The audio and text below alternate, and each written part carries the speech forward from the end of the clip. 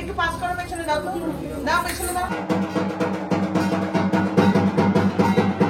আমার চোখটা প্রচন্ড খারাপ হয়ে গেছিল, বা চোখটা ডাক্তাররা বলেছিল। আমার স্ট্রিট পোস্ট অফিসের ঠিক গাই মায়ের নতুন মন্দির, এটাই মানে মেইন পার্মানেন্ট মন্দির। এবছর মহালয়ার শুভক্ষণে তার আবির্ভাব তিথি পালন হয়ে গেল শিয়ালদার আমার স্ট্রিটে। জোর কদমে চলছিল প্রস্তুতির কাজ, আর এই কাজ সচক্ষে দেখার জন্যে, মায়ের দর্শন পাওয়ার জন্যে আমিও উপস্থিত হয়েছিলাম এই আমার স্ট্রিটে। আমার এই ভিডিওতে সেই সমস্ত কিছুর বিবরণ থাকবে, তার সঙ্গে থাকবে কিভাবে আপনারা শিয়ালদা স্টেশন থেকে মায়ের এই নতুন ঠিকানায় আসতে পারেন। তো চলুন ভিডিওটা শুরু করা যাক। তো শ্যামসুন্দরী মায়ের নতুন ঠিকানা হচ্ছে এই স্ট্রিটটা। আমি আগে গিয়ে দেখাবো মন্দিরটা কোথায় রয়েছে।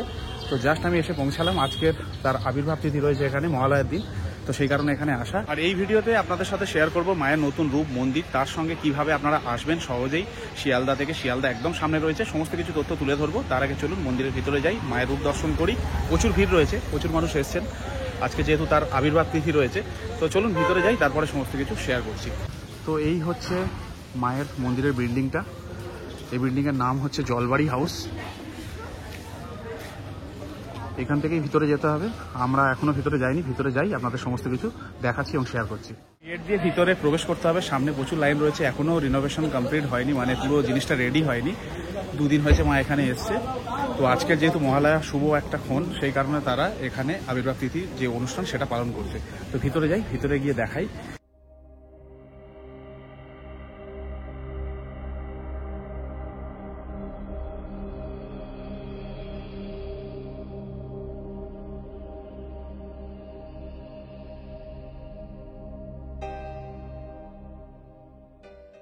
তো অবশেষে মায়ের দর্শন করতে পারলাম। প্রচুর মানুষের ভক্তদের ভিড় রয়েছে।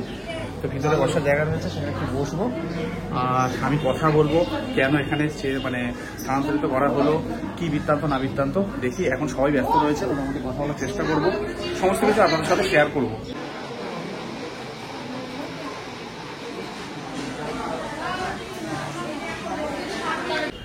তো প্রথমে ঢুকেই মায়ের দর্শন করলাম, তারপরে এই দেখালাম। এখানে মানুষ বসে রয়েছে, প্রচুর মানুষ লাইন দিয়েছে, দূর দূরান্ত থেকে এসছে। তো এর মধ্যে প্রপার ক্যামেরা করা একটু মুশকিল হচ্ছে, একটু ফাঁকা হোক, আমি সমস্ত কিছু আপনাদের দেখাচ্ছি। তার সঙ্গে যারা রয়েছেন এখানে সেবাই, তাদের সাথে অবশ্যই কথা বলা হবে।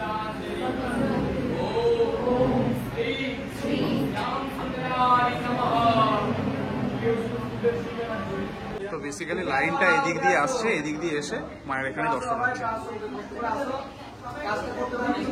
সবাই আসো, ভোগ করে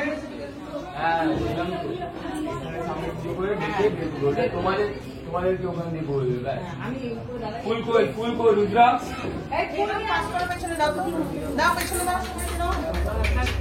কেউ ফুল ছিঁড়বে না, গোটা গোটাই মালা দাও। ফুল ছিঁড়তে হবে না, গোটা গোটাও নিতে পারো, কোনো অসুবিধা নেই।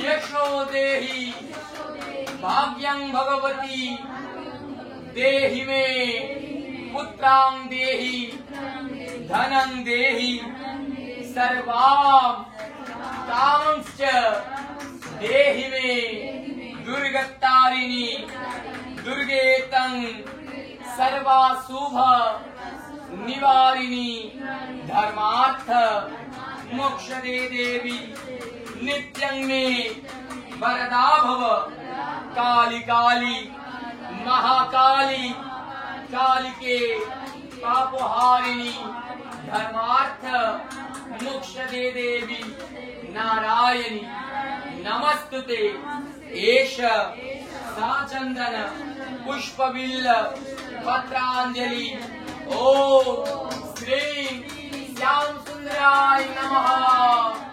কেউ শুধু ফুলটা ছুঁড়বে না, কেউ ফুল ছুঁড়বে না, ঝুড়ির মধ্যে ফুল দিয়ে নিচে ফুল ফেলবেন না। তো মন্দির থেকে একটু বাইরে এলাম, আপনাদের পূজা অর্চনার কিছু পার্ট দেখাবার চেষ্টা করলাম। ঠাকুরমশাই যারা সেবায়িত রয়েছেন তারা খুবই ব্যস্ত, তাদের সাথে এই মুহূর্তে কথা বলতে পারছি না। যখনই তারা একটু ফ্রি হবেন তাদের সাথে একটু কথা বলবো, আর এই মন্দির সম্পর্কে, যে বর্তমান মন্দির রয়েছে সে সম্পর্কে একটু ধারণা পাওয়ার চেষ্টা করব। তো বেলা বাড়ার সঙ্গে সঙ্গে ভিড়ও বাড়ছে, দেখতেই পাচ্ছেন। তো যে কারণে আমি ঠাকুরমশাইদের সঙ্গে কথা বলতে পারছি না। আস্তে আস্তে ভিড় আরও বাড়বে।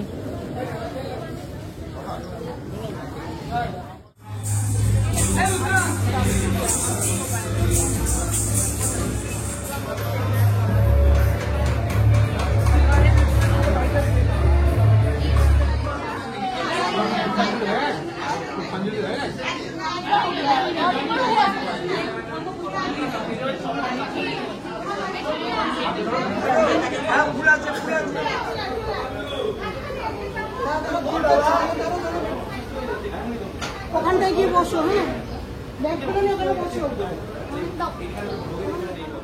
তো মোটামুটি ভোগের টাইম হয়ে গেছে, ভোগ আসছে, সেই কারণে এরা প্রচন্ড ব্যস্ত। আমি তো মানে কথা বলার অনেকক্ষণ চেষ্টা করছি, বাট পারছি না।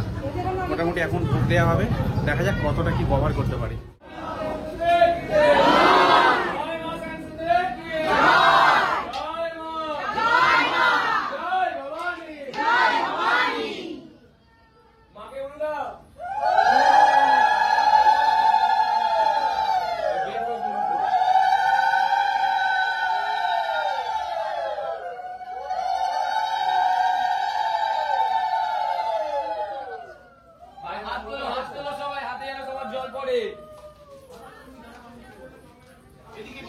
সবাই পাবে, সবাই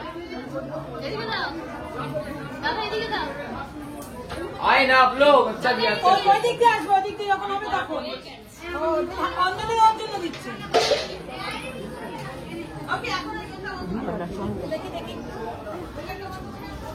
তো এখন বিশাল ব্যস্ততা চলছে, এখন পর পর আসছে, সবাই পুজো দিচ্ছে, অঞ্জলি হচ্ছে, তারপরে মায়ের স্নান হবে, তারপরে ভোগ। মায়ের তো পুজো চলছে কন্টিনিউয়াসলি, আমরা একটু ওয়েট করতে পারি। ততক্ষণে আপনাদের দেখিয়ে দিই কীভাবে আপনারা মায়ের এই নতুন মন্দিরে, আমার স্ট্রিটের এই মন্দিরে বা এই বাড়িতে আসতে পারেন। তো চলুন দেখে নেওয়া যাক। মায়ের এই নতুন মন্দির যাওয়ার জন্য সবথেকে বেস্ট ওয়ে হচ্ছে আপনাকে প্রথমে শিয়ালদা স্টেশনে আসতে হবে। যদি আপনি সামর্থ্য হন, পায়ে হেঁটে মাত্র 15 মিনিটে পৌঁছে যেতে পারেন মায়ের নতুন মন্দিরে। কিন্তু যদি আপনি চাইছেন বাসে যাবেন, তাহলে হাওড়াগামী যে কোনো বাসে আপনি চেপে বসুন, বলুন আমার স্ট্রিট নামবো। সেখানে নেমে তারপরে আপনাকে রাস্তা ক্রস করে যেতে হবে আমার স্ট্রিট পোস্ট অফিসের সামনে। এবার যদি আপনি হাওড়ার দিক দিয়ে আসছেন, তাহলে আপনাকে রাস্তা ক্রস করতে হবে না, এই স্টপেজে নেমেই বাঁ দিকে চলে গেলে আপনি পেয়ে যাবেন আমার স্ট্রিট পোস্ট অফিস। ব্যাপারটা হচ্ছে আপনি শিয়ালদার দিক দিয়ে আসুন কিংবা হাওড়ার দিক দিয়ে, আমার স্ট্রিট এই স্টপেজে নেমে আপনাকে আসতে হবে আমার স্ট্রিট পোস্ট অফিসের সামনে। এর সামনে দিয়ে ডান দিক বরাবর একটি রাস্তা চলে গেছে। এই রাস্তা বরাবর মাত্র 2 মিনিট হাঁটলে আপনারা পৌঁছে যাবেন মায়ের এই নতুন মন্দিরের সামনে। যে বাড়িটিতে মা অধিষ্ঠিত হয়েছেন, এই বাড়ির নাম হচ্ছে জলঘর হাউস। আপনারা আপনাদের গুগল ম্যাপে যদি এটা সার্চ করছেন, আমার স্ট্রিটে নেমে খুব সহজেই আপনারা পৌঁছে যেতে পারেন মায়ের এই নতুন মন্দিরের সামনে। নতুন বাড়ি সম্পর্কে বলে খুবই ব্যস্ত। মায়ের নতুন বাড়ি হয়েছে, আপনারা জানেন আমার স্ট্রিট পোস্ট অফিসের ঠিক গাই মায়ের নতুন মন্দির, এটাই মানে মেইন পার্মানেন্ট মন্দির। তো অবশ্যই মাকে দর্শন করতে আসবেন। আপনারা জানেন মাকে কলকাতার জীবন্ত কালী বলা হয়। মা জীবন্ত, কারণ সবচেয়ে বড় প্রমাণ ভক্তরা। কোনো ভক্ত যদি মায়ের কাছে আসে, কোনোদিনও মা তাকে খালি হাতে ফেরায় না। আর তার থেকেও বড়, আপনারা জেনেই থাকবেন মানুষের অনেক রকম গ্রহদোষ হয়।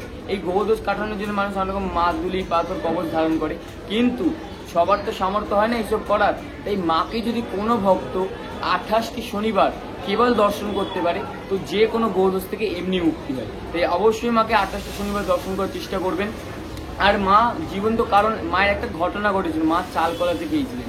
মায়ের পুরোহিত মহলের পুণ্যলগ্নে মায়ের জন্য বাজার করতে যায়। বাজার করতে গিয়ে দেখে একটা বাচ্চা মেয়ে, 5 বছরের বাচ্চা মেয়ে, পুরো মা কালীর মতন সেজে ভিক্ষা চাইছে। সবার কাছে ভিক্ষা চেয়ে বলছে কিছু দাও না, আমি চাল কলে কিনে খাবো।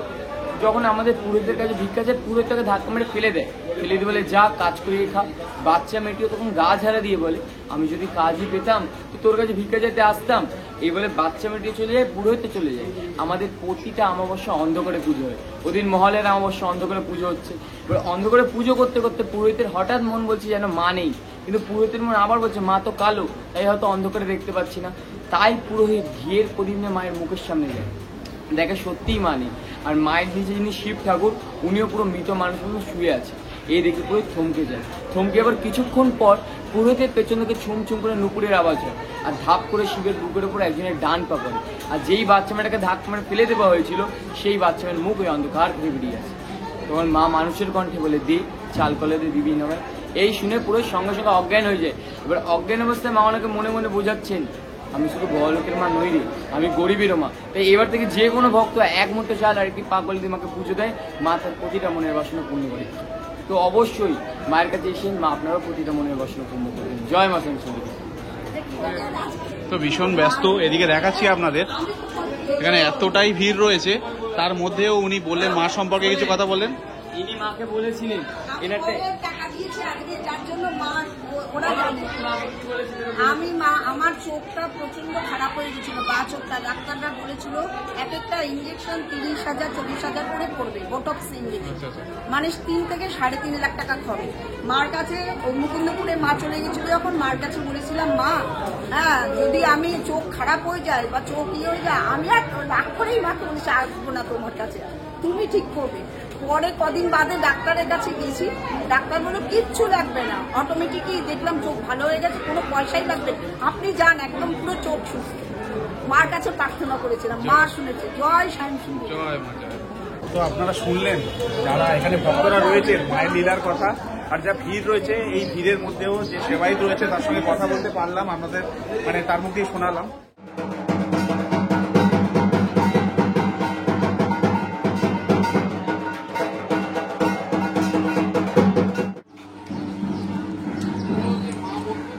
জোর কদমে পুজো চলছে, প্রচুর ভক্তের সমাগম হয়েছে, স্বাভাবিক ব্যাপার। ঠাকুরমশাইয়ের থেকে কিছুটা শোনাবার চেষ্টা করলাম, ভক্তদের থেকে কিছু মায়ের লীলার কথা শোনাবার চেষ্টা করলাম। তো মোটামুটি এখন পুজো চলছে, তারপরে হবে ভোগ নিবেদন। আজকের মায়ের নতুন বাড়ি থেকে মায়ের দর্শন করালাম, কীভাবে আসতে হয় দেখালাম, তার সঙ্গে ঠাকুরমশাই যারা সেবায়িত রয়েছেন এবং ভক্তদের কিছু কথা আপনাদের শোনাবার চেষ্টা করলাম। তো মোটামুটি এখন দুপুর হয়ে গেছে, বাড়ি ফেরার পালা। তো এই পুজোটা হয়ে গেলেই ভোগ নিবেদন হবে। ভোগ খেয়ে যাওয়ার কথা অবশ্যই তারা বলছিলেন, এনাদের ব্যবহার অত্যন্ত ভালো, কিন্তু আমার একটু তাড়া রয়েছে, সেই কারণে আমি বেরিয়ে যাচ্ছি। অবশ্যই পরে আসবো। আপনারা কবে আসছেন অবশ্যই কমেন্ট করে জানাতে ভুলবেন না। তো দেখা হচ্ছে পরের ভিডিওতে, ভালো থাকবেন সবাই।